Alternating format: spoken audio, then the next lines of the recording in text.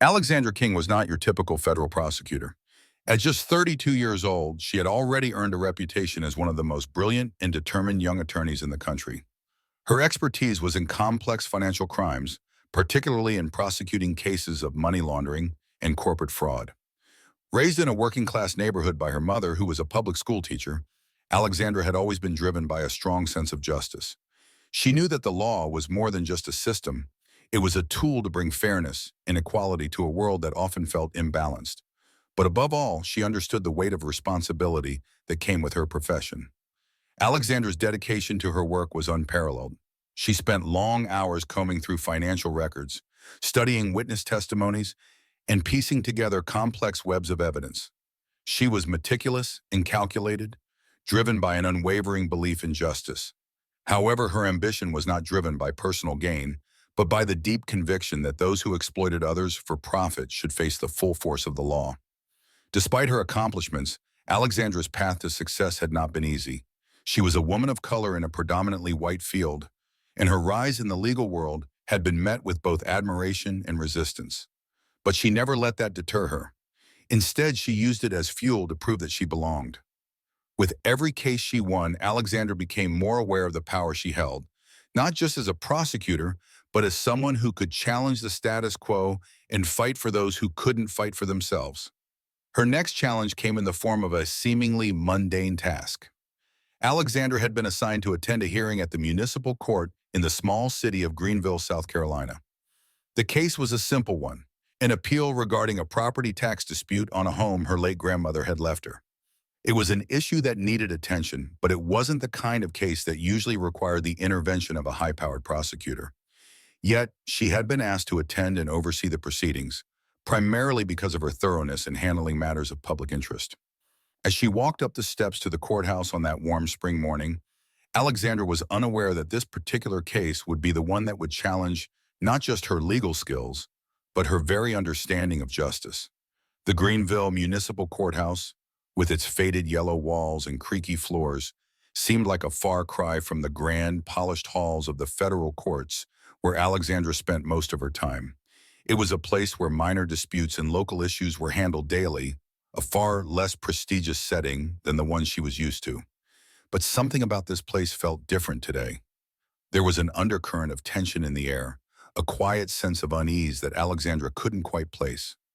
Inside, the courthouse buzzed with activity.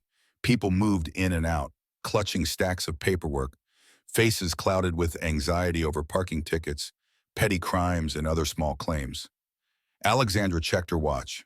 She was running late, as usual. Her day had been filled with phone calls and last-minute preparations for a more pressing federal case she was working on, but she couldn't let that prevent her from handling the task at hand. She adjusted her navy suit, straightened her back, and made her way through the narrow hallways toward the courtroom. What she didn't know was that today she would find herself stepping into a battle that was far more significant than any case she had encountered before. Alexandra King had always prided herself on her punctuality, a trait that had been instilled in her from a young age. As a federal prosecutor, she understood the importance of respect for the legal system and the individuals involved. But on this particular day, despite her best efforts, she found herself running late for what was supposed to be a routine hearing at the Greenville Municipal Court. The delay came from an unexpected development in a high-profile international fraud case she had been working on. A critical lead had emerged just hours before the hearing, requiring her immediate attention. A network of financial intermediaries involved in a money laundering scheme had been identified, and Alexandra needed to provide her feedback to her team before they could proceed. She had rushed through the task, but the time spent handling it meant she arrived at the courthouse just minutes after the scheduled start. As she walked briskly up the steps of the courthouse, she couldn't shake the lingering sense of unease that had been building in her. The morning had already been challenging enough, and now, with the delay, she couldn't afford to make any further missteps. She had expected to simply present her case regarding the property tax dispute and quickly move on, but little did she know that her arrival would spark an entirely different conflict. When she entered the courtroom, she was greeted by the steely gaze of Judge Richard Goldstein, the intimidating figure who had presided over the local court for years. His reputation as a no-nonsense judge was well known, but Alexandra had never encountered his rigid demeanor firsthand. She had heard stories about how he demanded the utmost respect for court procedures, but she had never imagined she would find herself at the center of his wrath. Miss King, I assume you know that the court's time is invaluable. Judge Goldstein's voice rang out, cutting through the room. Alexandra's heart sank as the tension in the air became palpable. The court had already settled, and all eyes were now on her. I apologize for my delay, Your Honor, Alexandra began, her voice steady but clearly aware of the challenge she was about to face. There were pressing matters related to a federal fraud investigation that required my immediate attention. Judge Goldstein's gaze sharpened. Excuses don't excuse tardiness, Miss King. This court operates on order and respect. If you can't follow that simple rule, perhaps it's time you reconsider your priorities. His voice, cold and detached, echoed in the courtroom. Alexandra's face flushed, but she maintained her composure. I assure you, Your Honor, that my commitment to this case is as strong as ever. I simply encountered a situation that could not be ignored. But the judge wasn't listening. With a quick flick of his gavel, he declared, for showing disrespect to the court, you are hereby fined $1,000. The word struck Alexandra like a physical blow. She stood frozen for a moment, the weight of the fine hanging over her. This was more than just a penalty for being late. It was an affront to her professionalism, her integrity, and her commitment to justice. What struck her as even more disturbing, however, was what happened next. As Alexandra took her seat, she observed that several other latecomers had arrived after her, some of whom were prominent figures in the community. Local business owners, wealthy individuals with connections to the city's political elite. These individuals, despite their tardiness, were not met with the same scrutiny. No gavel came down on them. They were allowed to enter quietly, barely acknowledged by the judge. The disparity was glaring. Alexandra's mind raced, her legal instincts kicking in. She realized that this was no ordinary case of tardiness. This was something much deeper, an example of unequal treatment under the law, influenced by the social status of the individuals involved. And it was happening right before her eyes. As the room continued with the proceedings, Alexandra knew that her frustration wasn't just about a fine or the unjust punishment. It was about something much larger, something that threatened the very fabric of the legal system. She couldn't let this moment slide. The battle for justice, equality, and fairness had just begun. As the hearing continued, Alexandra King's mind was consumed by the glaring disparity she had just witnessed in the courtroom. The fine for tardiness was one thing, but what really struck her was the way Tom Van Goldstein had singled her out, treating her with a disdain she hadn't expected. She could feel the weight of his gaze, almost as if he was making an example of her simply for being who she was. A young, ambitious African-American woman in a room dominated by older, predominantly white figures. What troubled her most, however, was not the fine itself, but the way it had been applied. As she sat in the back row, her gaze flickered to the other latecomers, men and women who had entered the courtroom after her. The first one to walk in was a well-known white businessman, a fixture in the local community, who had apparently been delayed in traffic. He had swaggered into the room with a confidence that spoke volumes of his place in the social hierarchy. Tom Van Goldstein barely acknowledged his late arrival, much less penalized him for it. The next was a middle-aged white man, a lawyer known for representing high-profile clients in the area. He had arrived late as well, but when he walked into the courtroom, there was no reprimand, no stern look from the judge. He was given a nod and allowed to proceed with his case without any mention of his tardiness. Alexandra's frustration deepened as she saw this pattern unfold right before her eyes. Here she was, a federal prosecutor who had served with distinction, being penalized for an honest mistake, a delay that was entirely out of her control. And yet, the individuals who had entered after her, some of whom had far less significant roles in the courtroom, were treated with nothing but leniency and respect. It was impossible for Alexandra to ignore the fact that this treatment wasn't simply about tardiness. It was about race. She sat in her chair, feeling the familiar sting of injustice that had been a part of her life for far too long. It wasn't just about being punished for something she had no control over. It was about how her presence in the courtroom seemed to be treated differently from her white counterparts. This wasn't the first time she had encountered such systemic bias.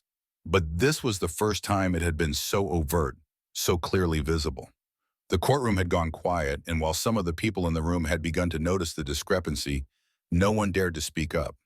The air was thick with unspoken tension as people shifted nervously in their seats.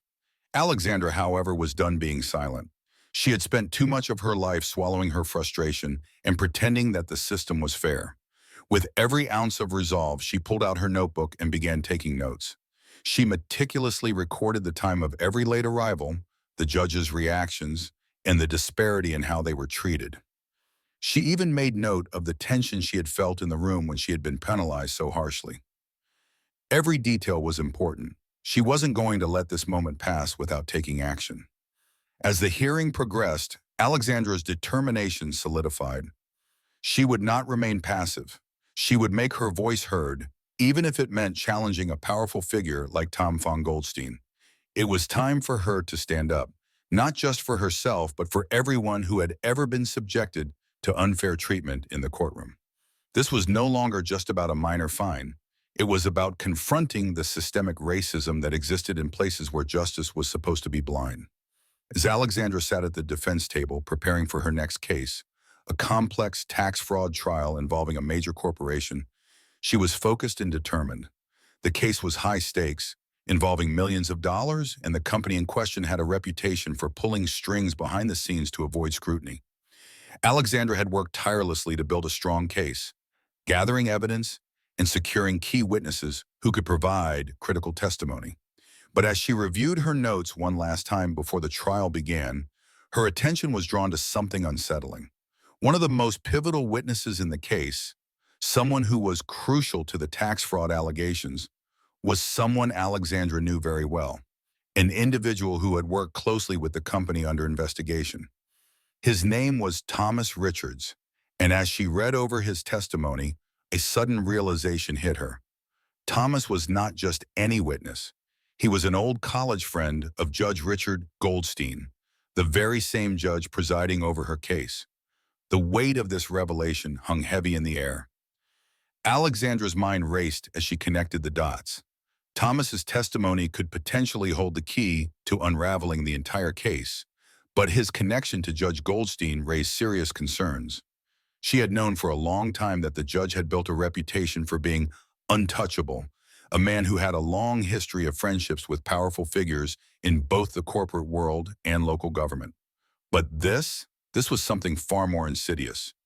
Alexandra's intuition told her that she had to investigate further. There was something about the whole situation that felt wrong, but she couldn't put her finger on it just yet.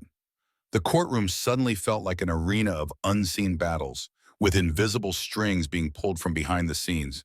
She couldn't let her suspicions cloud her ability to present her case, but deep down she knew that something wasn't right. Over the next few days, Alexandra took a step back from the case itself and began to dig into the background of Judge Goldstein. What she uncovered shook her to her core.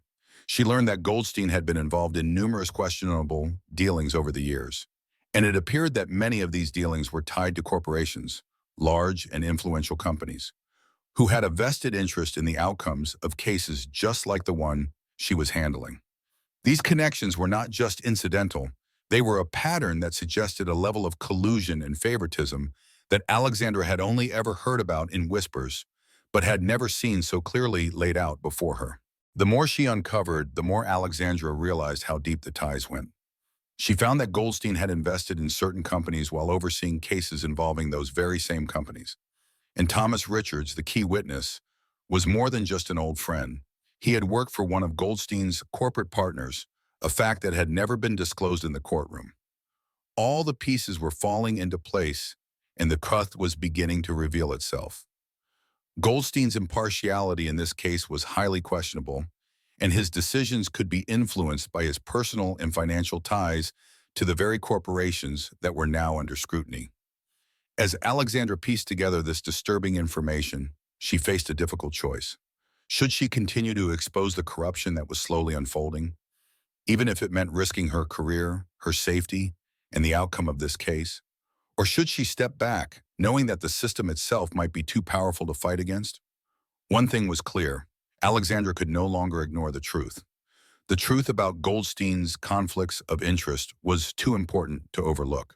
She had to decide how to bring these findings to light, but she knew that the path forward wouldn't be easy.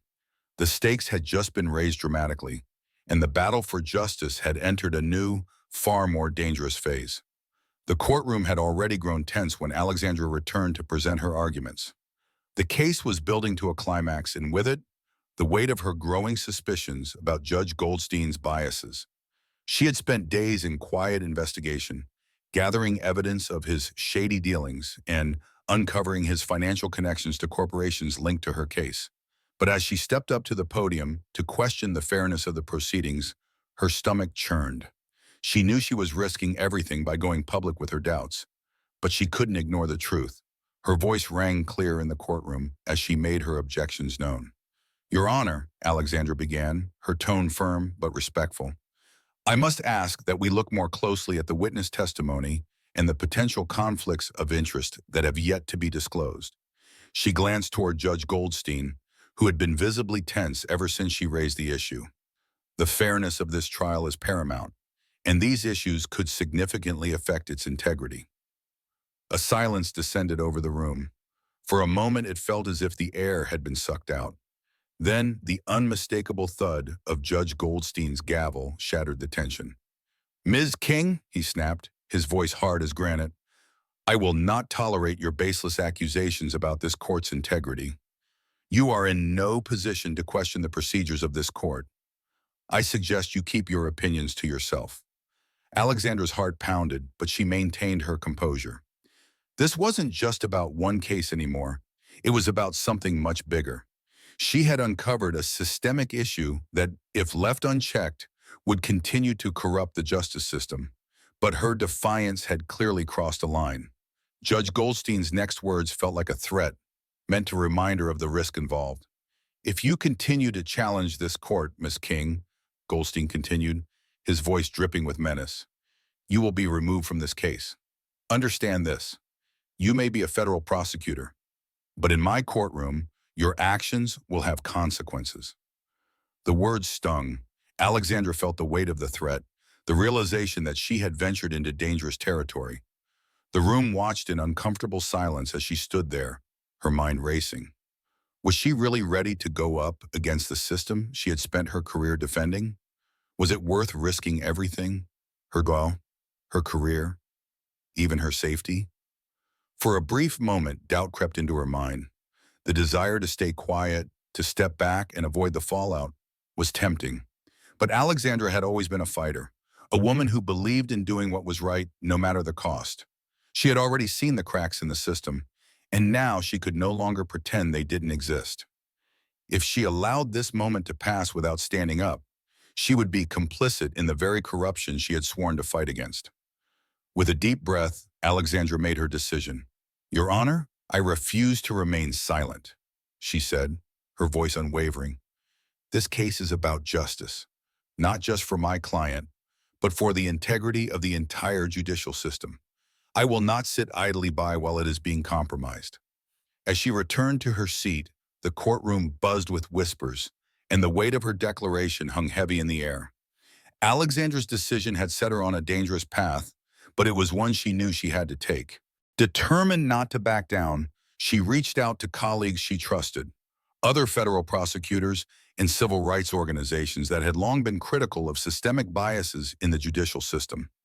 She began working behind the scenes to gather support, documenting her findings and building a case not just for the fraud at hand, but for the much larger issue of judicial corruption she had uncovered. Alexandra knew the fight wouldn't be easy. She would face immense opposition from powerful people, and the threats would only grow. But for the first time in a long while, she felt a sense of clarity and purpose. This wasn't just about winning a case. It was about exposing the truth and ensuring that the system she had sworn to protect truly served justice for all. The stakes had never been higher, and Alexandra King was ready for the fight. Alexandra knew that exposing the truth about Judge Goldstein's biases wouldn't be easy. She had already felt the weight of his threats in the courtroom, and the consequences of challenging the system were becoming more apparent by the day. But she also knew that this wasn't just about her. It was about every person who had been unjustly treated in Goldstein's courtroom, and the countless others who might suffer under the same corruption. Determined not to back down, Alexandra took the next step. She began gathering evidence, piece by piece, that would prove the extent of Goldstein's misconduct. She started with what she knew, her own personal experiences, the blatant favoritism, and the way he treated her differently from other people in the court. But she knew that wouldn't be enough to bring down someone with as much power as Judge Goldstein. Alexandra reached out to a trusted network of investigative journalists and civil rights lawyers. The journalists were eager to dig into the story, knowing how much it could shift public opinion. The civil rights attorneys, some of whom had long suspected the biased nature of Goldstein's rulings, were more than willing to provide information from past cases that had been mishandled under his watch. The momentum began to build quickly. With the help of the journalists, Alexandra compiled a detailed dossier of cases where Goldstein had shown clear racial bias. They found patterns that were impossible to ignore. Black defendants were being hit with much higher fines than white defendants for the same crimes. Requests for leniency were systematically denied to minority defendants, while white defendants were granted the benefit of the doubt. It wasn't just about the fines, it was about the way people were treated. The racial bias was woven into every decision he made, every ruling he handed down. As they gathered evidence, more witnesses came forward, willing to testify about their experiences in Judge Goldstein's courtroom. One of the most damning accounts came from an older black woman who recalled how she had been fined $1,000 for a minor zoning violation, despite presenting evidence that the city was at fault. In contrast, a white man in a similar situation was only given a warning. Alexandra was stunned by the number of people who spoke out after hearing that she was challenging the status quo. The stories flowed in, each one confirming what she had suspected. Judge Goldstein's courtroom was riddled with corruption. The case quickly gained traction, sending ripples through the local community. News outlets picked up the story with headlines like "Judges Unchecked, Power Exposed as Bias and Corruption Unfold," and "The Fight for Fairness in Greenville's Courtrooms," becoming a rallying cry for the people. Alexandra's role in the investigation made her both a hero and a target. The pressure to succeed weighed heavily on her, but she refused to let it distract her from her mission. As the investigation expanded, Alexandra and her team began to uncover more disturbing information about Goldstein's connections to large corporations. The judge had financial ties to several companies that had business before him in the courtroom, and some of those companies had benefited from rulings in their favor. It was clear that Goldstein's bias wasn't just a matter of personal prejudice. It was systemic corruption, a system of favoritism that had gone unchecked for far too long. The more they uncovered, the more people came forward. Alexandra had expected resistance, but she hadn't anticipated the level of fear that seemed to grip everyone involved. Many people had stayed silent for years, too afraid to speak out against the powerful judge who controlled their fates. But now, with the weight of the truth behind her, Alexandra felt the tide beginning to turn. Soon, the story was no longer just about one judge. It was about a systemic failure that had allowed corruption and bias to flourish unchecked for decades. The public outcry was deafening. Local civil rights groups began organizing protests, demanding accountability from the judicial system. The once quiet and dusty courthouse in Greenville had become the center of a battle for justice, and Alexandra King was right at the heart of it. The resistance was strong, and it was only getting stronger. And Alexandra knew that she would not rest until the truth was revealed, and Judge Goldstein's reign of bias and corruption came to an end. It was a crisp morning when Alexandra arrived at the press conference, a room buzzing with anticipation. The media had gathered in full force, eager to hear what she had to say about the investigation that had rocked the local courthouse and ignited a nationwide conversation on judicial corruption. This was the moment she had been working toward, the culmination of weeks of tireless effort to expose the systemic bias and corruption within Judge Goldstein's courtroom. Alexandra stood behind the podium, her notes in front of her heart pounding as the weight of her mission settled on her shoulders. She had become a symbol of justice for many, and she couldn't back down now. As she began to speak, outlining the key findings of the investigation and the undeniable evidence of Goldstein's corruption, a sudden movement in the back of the room caught her eye. She briefly paused, her sharp instincts telling her that something was off. Before she could process it, the room plunged into chaos. A group of men, dressed in nondescript clothing, pushed their way to the front, shoving aside reporters and security personnel. Their presence was intimidating, their demeanor aggressive. The air shifted, and for a moment Alexandra felt a cold shiver run down her spine. One of the men, his face partially obscured by a hood, stepped forward. He locked eyes with her, his voice low and threatening. "You're making a big mistake, Miss King," he said. "This case isn't just yours anymore. You should walk away before things get out of hand." Alexandra's heart raced, but she maintained her composure. "Who are you?" she demanded, though her voice wavered slightly. The man's lips curled into a smirk, his eyes cold and calculating. "That's not important. What's important is that you stop what you're doing. You've no idea what you're up against. Goldstein's connections run deep. This is bigger than you." The group moved closer, blocking her escape, their threatening presence a reminder of just how far some people were willing to go to protect their power. Alexandra could feel the tension building in the room, the reporters silent and watching as the men loomed over her. The fear was palpable, but she refused to show weakness. "I'm not backing down," Alexandra said firmly, her voice steady despite the fear bubbling inside him. "If you think threatening me will stop me, you're mistaken. This is about justice, and I will see it through." The man's eyes narrowed. "You'll regret this," he warned before turning away.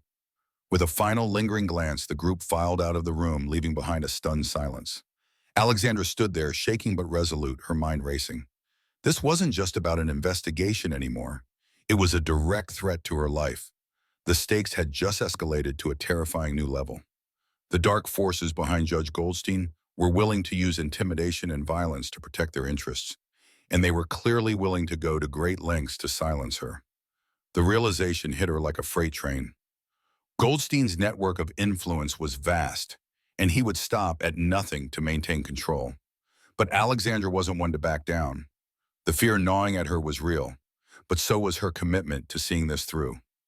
Now, faced with the stark reality of the danger she was in, Alexandra stood at a crossroads. She had two choices: protect her own safety and walk away from the fight, or push forward, exposing the truth no matter the personal cost. She knew what she had to do. She couldn't back down now, not when so many people had placed their faith in her. The threats, the intimidation, it was just another tactic to make her quit. But she would not. She had come too far. Her decision was made. She would continue the fight for justice, and no amount of intimidation could stop her. As she left the press conference, a new determination burned inside her. The stakes had never been higher, but neither had her resolve. She wasn't just fighting for a cause anymore. She was fighting for her life and for the truth. And she would not stop until Goldstein's corruption was exposed for the world to see. Alexandra's decision was final. She would not back down. Despite the threats, the intimidation, and the mounting pressure, she pushed forward, determined to bring Judge Goldstein's corruption and racism to light. In the weeks following the attack at the press conference, Alexandra worked tirelessly, gathering every shred of evidence, organizing testimonies, and collaborating with investigative journalists and civil rights lawyers. Each step she took was one of defiance against the overwhelming forces she was up against, but her resolve only grew stronger with every challenge. She knew that the fight ahead would not be easy, but Alexandra had always believed in the power of truth. And now, with the evidence of bias and misconduct in Judge Goldstein's courtroom piling up, she was prepared to take the case to the highest level. She contacted the Judicial Oversight Commission, submitting a formal complaint and presenting her findings. She had collected case files, documented instances of racial bias in court decisions, and compiled testimonies from victims who had suffered under the judge's discriminatory practices. There was no doubt now the case was solid, and it was undeniable. As the investigation progressed, the corruption that had long been hidden behind Goldstein's esteemed reputation began to unravel. Whistleblowers within the courthouse, including court staff and even some of Goldstein's former colleagues, stepped forward.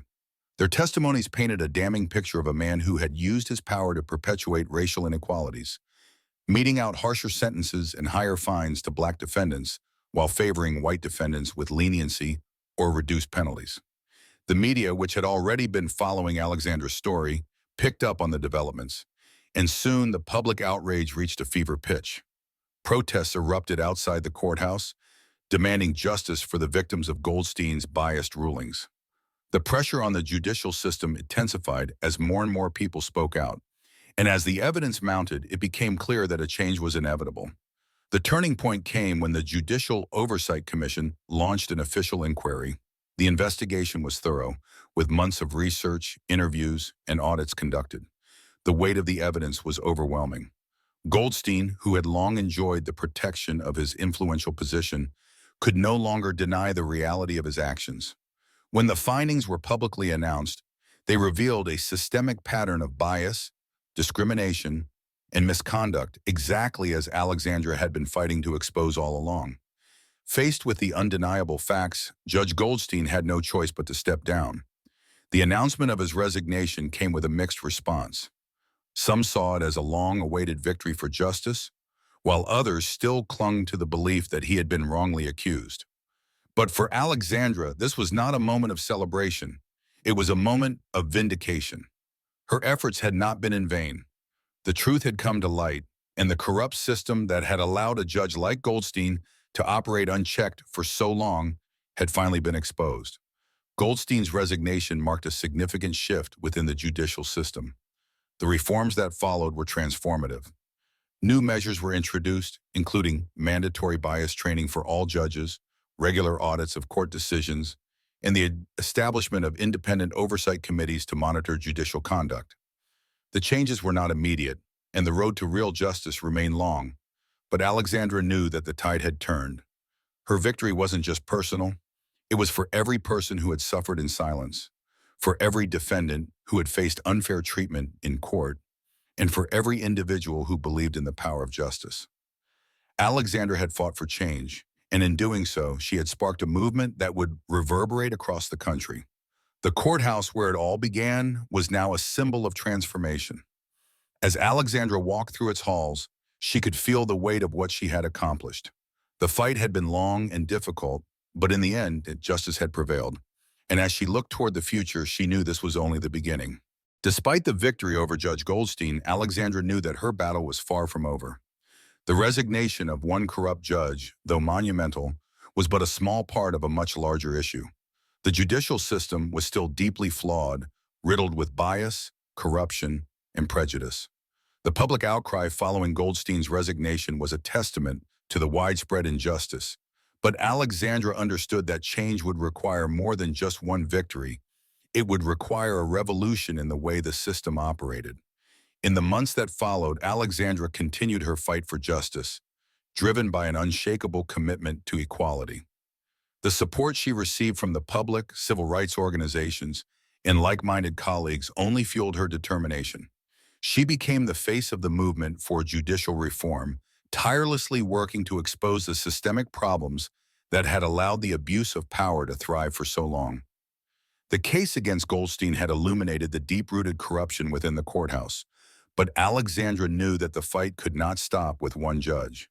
She took the lessons learned from her experience and used them to push for sweeping changes.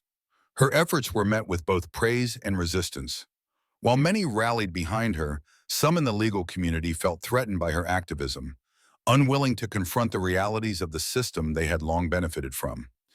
Despite the opposition, Alexandra's influence grew. She was invited to speak at conferences, law schools, and civil rights forums, where she shared her story and emphasized the need for reform. Her presence on the national stage brought attention to the issue of racial discrimination in the judiciary, and soon other high-profile cases began to surface, each revealing more layers of the same problem. As more individuals stepped forward to share their own experiences, it became clear that Goldstein was not an isolated incident, but part of a broader pattern of systemic inequality in the court system. While Alexandra's work had led to tangible reforms, mandatory bias training for judges, regular audits of court decisions, and independent oversight, she knew that real change required more than just policy shifts. It required a shift in the very mindset of the people who ran the system. To truly eradicate bias, she had to confront the attitudes and assumptions that had allowed it to persist for so long. Her fight was not without personal cost. She faced backlash from some of her peers who accused her of undermining the integrity of the legal system. Yet Alexandra stood firm, knowing that her actions were necessary not only for her own peace of mind, but for the future of justice in the country. She refused to let the system perpetuate the kind of injustice she had witnessed. As she continued to advocate for reform, Alexandra also became a mentor to a new generation of lawyers and activists who shared her passion for justice. She worked tirelessly to help them navigate the challenges of the legal world, encouraging them to fight for fairness, to listen to the unheard voices, and to always seek the truth. One morning, as Alexandra stood before a group of young law students, sharing her story and her vision for the future, she couldn't help but feel a sense of hope. The movement she had started was gaining momentum, and while there was still much work to be done, she knew that change was possible. The fight was not over, but it had evolved into something much larger than herself, something that would continue to push the boundaries of justice long after her own role in it had ended. The story of Alexandra King was not one of a single victory, but of a journey that would take her far beyond the walls of any courthouse, to a future where justice was no longer just an ideal, but a living, breathing force that shaped the world for generations to come. The story of Alexandra King serves as a powerful reminder that justice is not always served equally, and systemic biases often go unchecked in our everyday lives. It highlights the importance of speaking up when we witness unfair treatment, whether in the courtroom, at work, or in our communities. Alexandra's courage to challenge the status quo teaches us that change doesn't happen by remaining silent or turning a blind eye to injustices. In our daily interactions, we must recognize that biases, whether racial, gender-based, or socioeconomic, exist and can affect decision-making at all levels.